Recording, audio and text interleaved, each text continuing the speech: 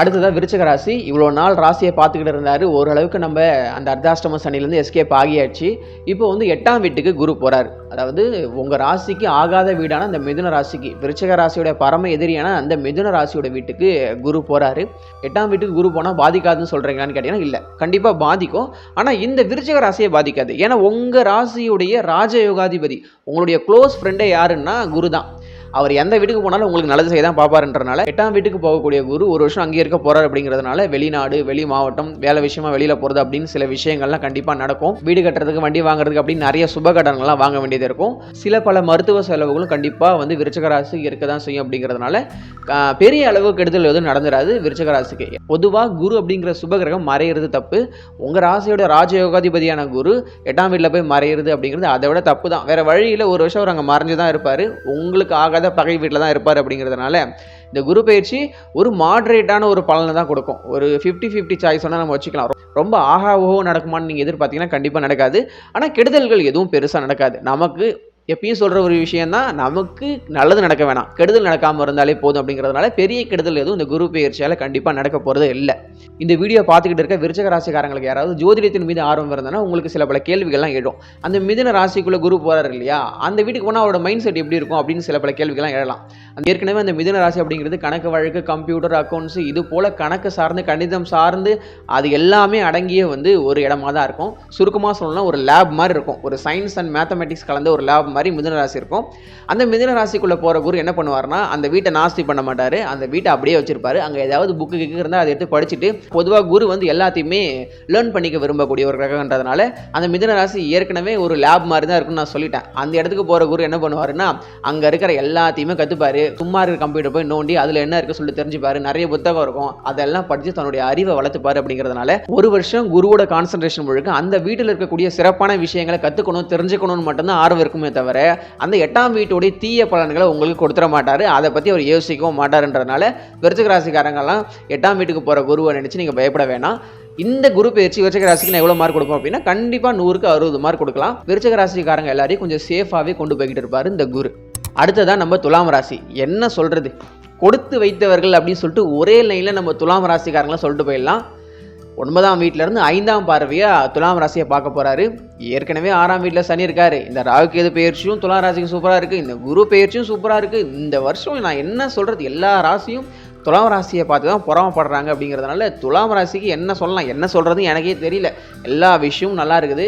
கோச்சாரப்படி எல்லா கிரகங்களும் உங்களுக்கு சாதகமாக இருக்குன்றதுனால உங்கள் தசை புத்திகள் மோசமாக இருந்தால் மட்டும்தான் உங்களுக்கு கெடுதல் நடக்கும். கோச்சார ரீதியாக இருக்கக்கூடிய எல்லா கிரகங்களும் சனி, ராகு, குரு அப்படின்னு இது போல் கிரகங்கள்லாம் உங்களுக்கு ரொம்ப சாதகமாக இருக்குன்றதுனால எல்லா வகையிலும் கண்டிப்பாக நல்லது நடக்கும். கல்யாணம் ஆகும், குழந்தை பிறக்கும், வேலை கிடைக்கும், எது தொட்டாலும் சக்ஸஸில் தான் போய் முடியும் இந்த வருஷம். பெருசாக எதை நினச்சி நீங்கள் பயப்பட வேணாம். அப்போ துலாம் ராசியில் பிறந்த எல்லாருமே ஆகா ஓஹோன்னு கோடீஸ்வரன் ஆகிடுவான்னு கேட்டிங்கன்னா கண்டிப்பாக கிடையவே கிடையாது. துலாம் ராசியில் பிறந்த நிறைய பேர் கஷ்டப்படுவாங்க. நீங்கள் தான் இப்போ சொன்னீங்க துலாம் ராசிக்கு சூப்பராக இருக்குது, ஆகா ஓஹோன்னு இருக்குது, ஃபென்டாஸ்டிக்காக இருக்குன்னு சொல்கிறீங்க. அப்போ நீங்களே கஷ்டப்படுவாங்கன்னு சொல்கிறீங்க. அது எப்படின்னு சொல்லிட்டு கேட்டிங்கன்னா ஒன்றும் இல்லை, உங்களுடைய தனிப்பட்ட ஜாதகத்தில் நடக்கக்கூடிய தசை புத்திகள் தான் உங்களுக்கு கஷ்டத்தை கொடுக்கும், உங்களுக்கு நல்லதையும் கொடுக்கும். இந்த கோச்சாரம் அப்படிங்கிறது ஒரு பொது பலன் தான். உங்கள் ஜாதகத்தில் நடக்கக்கூடிய தசை புத்திகள் உங்களுக்கு மோசமாக இருந்தது, உங்களுக்கு கெடுதல் செய்யக்கூடிய ஒரு கிரகம் அவயோக பாவகத்திலிருந்து உங்களுக்கு தசை நடத்துது அப்படின்னா கண்டிப்பாக துலாம் ராசியில் பிறந்தவங்களுக்கு கெடுதல் நடக்கும். இது பொது பலன் தான். ஆனால் பொதுவாக கோச்சார ரீதியாக துலாம் ராசிக்கு ரொம்ப சூப்பராக இருக்குன்றதுனால கண்டிப்பாக நிறைய நல்ல விஷயங்கள் நடக்கும். காசுக்கு பஞ்சம் இருக்காது, எந்த வகையிலும் பிரச்சனையும் இருக்காது. நல்லா இருக்க போது நம்ம சொல்லிடலாம், கெட்டது தான் நம்ம பாயிண்ட் பண்ணி சொல்லணும். நல்லா இருக்க போது நம்ம ஒரே லைனில் சொல்லிடலான்றதுனால துலாம் ராசிக்கு கண்டிப்பாக ரொம்ப சூப்பராக இருக்குது. இந்த வருஷத்தை விட்டுற வேணாம். எக்ஸாமுக்கு படிக்கிறவங்களா இருக்கட்டும், இல்லை ஒரு பிஸ்னஸ் ஸ்டார்ட் பண்ண போகிறீங்க, இல்லை வேலைக்கு இன்டர்வியூ போக போகிறீங்கன்னு எந்த விஷயமா இருந்தாலும் எல்லாமே கண்டிப்பாக சக்ஸஸ் தான் ஆகும். லவ் பண்ணிக்கிட்டு இருந்தீங்கனாலும் அது சக்ஸஸ் தான் போய் முடியுன்றதுனால துலாம் ராசிக்கு இந்த குரு பயிற்சி ரொம்ப சூப்பராக இருக்கும். உங்கள் மைண்ட் செட்டு நல்லா இருக்கும். ஏன்னா குரு பார்க்குறாரு இல்லையா, எப்போல்லாம் குரு ராசியை பார்க்குறாரோ அப்போல்லாம் வந்து மனம் வந்து புத்துணர்வாகும். நம்மளுடைய பாஸ்டில் நிறைய கெட்ட விஷயங்கள் நடந்திருந்தாலும் போனது போகட்டும், இனி வரும் காலங்களில் நம்ம வாழ்க்கை நம்ம சிறப்பாக அமைச்சுப்போம் சொல்லிட்டு இந்த மாதிரியான புத்துணர்வு, உத்வேகம், தன்னம்பிக்கை அப்படின்னு இது போல நல்ல ஒரு கான்ஃபிடென்ட்டாக இருக்கக்கூடிய வந்து ஒரு மைண்ட் செட்டை குரு கொடுப்பாரு. குருவின் பார்வையும் கொடுக்கும். அப்படிங்கிறதுனால துலாம் ராசிக்கு இந்த குரு பயிற்சி ரொம்ப சூப்பராக இருக்குது. எவ்வளோ மார்க் கொடுக்கலாம் அப்படின்னா 100க்கு 98 மார்க் தாராளமாக கொடுக்கலாம் துலாம் ராசிக்கு. அடுத்ததான் நம்ம கன்னிராசி. பர்சனலாக இன்ஸ்டாகிராமில் எனக்கு ஒருத்தர் மெசேஜ் பண்ணியிருந்தாரு, ப்ரோ நீங்கள் கன்னிராசியை பற்றி ரொம்ப கம்மியாக தான் சொல்கிறீங்க அப்படி சொல்லி கேட்டிருந்தாரு. நான் சொல்லியிருந்தேன் இனி வரும் காலங்களில் கன்னிராசிக்குன்னு பிரத்யேகமாக வந்து ஒரு இடம் ஒதுக்கப்படும் அப்படி சொல்லியிருந்தேன். இந்த வீடியோவில் கன்னிராசிக்கு நான் நிறைய விஷயங்களை கண்டிப்பாக சொல்கிறேன். இவ்வளோ நாள் 9ஆம் இடத்துலேருந்து 5ஆம் பார்வையை கன்னி ராசியை பார்த்துட்டு இருந்தார். பெருசாக ஒன்றும் கஷ்டப்படல. கடந்த வருஷங்களை நீங்கள் எடுத்து பார்த்தீங்கன்னா கன்னி ராசிக்காரங்க பெருசாக சஃபர் ஆகலை. உங்களுடைய தனிப்பட்ட ஜாதகத்தில் நடக்கக்கூடிய தசைபுத்திகள் மோசமாக இருந்தால் மட்டும்தான் நீங்கள் கஷ்டப்பட்டிருப்பீங்கிறதுனால இந்த கோச்சார கிரகங்கள் எதுவும் கன்னி ராசியை பெருசாக பாதிக்கல. ஏன்னா முன்னாடி 6ஆம் வீட்டில் இருந்த சனி நல்லது செஞ்சாரு, அந்த குருவின் பார்வையும் உங்களுக்கு நல்லது செஞ்சது அப்படிங்கிறதுனால பொருளாதார ரீதியாக கன்னி ராசிக்காரங்க பெருசாக பாதிக்கப்படலை அப்படிங்கிறதா உண்மை. இப்போ மட்டும் தான் உறவினர்கள் நண்பர்கள் விஷயத்தில் சில பிரச்சனைகள் வாக்குவாதங்கள் நடந்துகிட்டு இருக்கு. கண்டிப்பாக அது ஆரம்பிச்சிருக்கும் கன்னி ராசிக்காரங்க எல்லாருக்கும். இந்த 9ஆம் இடத்துலேருந்து 10ஆம் வீட்டுக்கு போற குரு கன்னி ராசிக்கு பெரிய கெடுதலை செஞ்சிருவாரா? அதாவது ஒரு லைன் சொல்லுவாங்க அஸ்ட்ராலஜில, 10ல் குரு இருந்தால் பதவி போகும் அப்படின்னு சொல்லுவாங்க. அப்படி அந்த கதைலாம் எதுவும் கிடையாது. பதவியெல்லாம் எதுவும் போகாது. நிறைய வேலை மாற்றங்கள், இடமாற்றங்கள், தொழில் மாற்றங்கள் இது எல்லாமே கண்டிப்பாக கன்னிராசிக்காரங்களுக்கு நடக்கும். அது எல்லாமே நல்ல மாற்றத்துக்கு உரியதாக தான் இருக்கும். ஏன்னா அதற்கு அடுத்த குரு பயிற்சி 11ஆம் வீட்டுக்கு போறாரு இல்லையா, லாபஸ்தானத்துக்கு போறாரு இல்லையா, நல்லது செஞ்சாகணும் இல்லையா. அதனால இந்த குரு பயிற்சி 10ஆம் வீட்டுக்கு போற குரு பயிற்சி கன்னிராசி கண்டிப்பாக நல்லது செய்வார். 9ஆம் வீட்டில் எந்த அளவுக்கு நல்லது செஞ்சாரோ அதற்கு குறைவில்லாத நல்லதை கண்டிப்பாக 10ஆம் இடத்துல இருக்கும்போது செய்வார் கன்னிராசிக்கு. இந்த குரு பயிற்சி கன்னிராசியை பெருசாக பாதிக்கவே பாதிக்காது. ஏன் அப்படின்னா கன்னி ராசியுடைய ராசி அதிபதியான புதனுடைய இன்னொரு ராசி தான் மிதுன ராசி. இந்த புதன் இந்த 2 ராசிக்கு உரியவர் அப்படிங்கிறதுனால இந்த வீட்டுக்குள்ள மிதுன வீட்டுக்குள்ள குரு வரும்பொழுது கன்னியுமே அவர் பெருசா அஃபெக்ட் பண்ண மாட்டார். அப்படிங்கிறதுனால கன்னி ராசிக்காரங்களுக்கு இந்த குரு பயிற்சி கண்டிப்பா சூப்பரா அட்டகாசமான ஒரு குரு பயிற்சியா தான் இருக்கு. கன்னி ராசிக்கு இந்த சனியும் ராகு தான் கொஞ்சம் இடைஞ்சல் கொடுத்துக்கிட்டு இருக்கு. வேற வழி இல்லை, அதை நம்ம கடந்து தான் வரணும். கன்னிராசிக்காரங்களுக்குலாம் வருமானத்துக்கு கண்டிப்பாக குறை இருக்காது, நல்ல காசு வரும், அதில் எந்த தடையும் இருக்காது. அதே மாதிரி இப்போ வீடு கட்டுறது, வண்டி வாங்குறது, இது போல் சுப நிகழ்ச்சிகள் எல்லாமே கண்டிப்பாக கன்னிராசிக்காரங்களுக்கும் நடக்கும். ஏன்னா 4ஆம் இடத்தை பார்க்குறாரு இல்லையா, வீடு வண்டி வாங்கணும் தாயார்.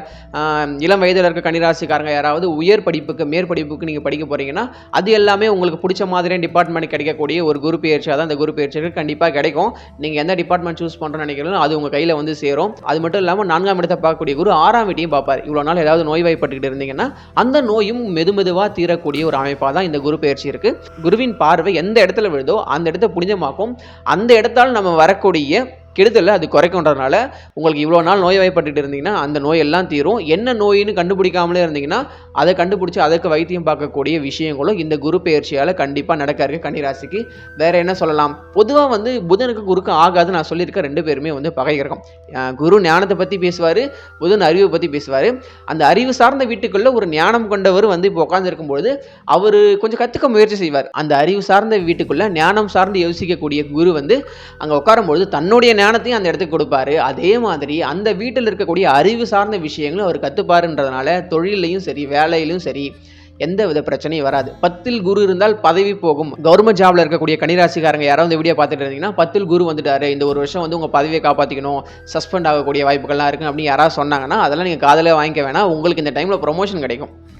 ஏன்னா இந்த 10ல் குரு இருந்தால் பதவி போகும் அப்படிங்கிறது எந்த ராசிக்கு பொருந்தும் அப்படின்னா மேஷ ராசிக்கு தான் பொருந்தும். அதுவுமே கொஞ்சம் தான்ன்றதுனால மற்றபடி எந்த ராசிகளுக்கும் 10ஆம் இடத்துக்கு வரக்கூடிய குரு பெரிய கெடுதலை செய்ய மாட்டாரு. அதனால இந்த குரு பயிற்சியால கன்னி ராசிக்காரங்கள் பெருசா பாதிக்கப்பட போறது கிடையாது. சுப நிகழ்ச்சிகள் நடக்கும் நான் சொல்லிட்டேன். வேற என்ன கன்னிராசிக்கு சொல்லலாம் அப்படின்னா கன்னிராசிக்காரங்க இந்த உறவுகள் விஷயத்துல மட்டும் கொஞ்சம் கேர்ஃபுல்லா இருங்க. மற்றபடி பெரிய கெடுதல் எதுவும் நம்ம கன்னிராசிக்கு நடக்க போறது கிடையாது. இந்த குரு பயிற்சிக்கு நம்ம கன்னிராசிக்கு எவ்வளவு மார்க் கொடுக்கலாம் அப்படின்னா 100க்கு 75 மார்க் தாராளமாக நம்ம அள்ளி கொடுத்துடலாம். மற்றபடி குருவால் எந்த கெடுதலும் நம்ம கன்னிராசிக்கு நடக்க போகிறது கிடையாது. கோச்சார ரீதியாக நம்ம இந்த அளவுக்கு பொதுவான பலன்கள் மட்டும் தான் சொல்ல முடியும். துல்லிய பலன்கள் நீங்கள் எதிர்பார்த்தீங்க அப்படின்னா உங்களுடைய தனிப்பட்ட ஜாதகத்தை பார்க்க வேண்டியது ரொம்ப முக்கியம்.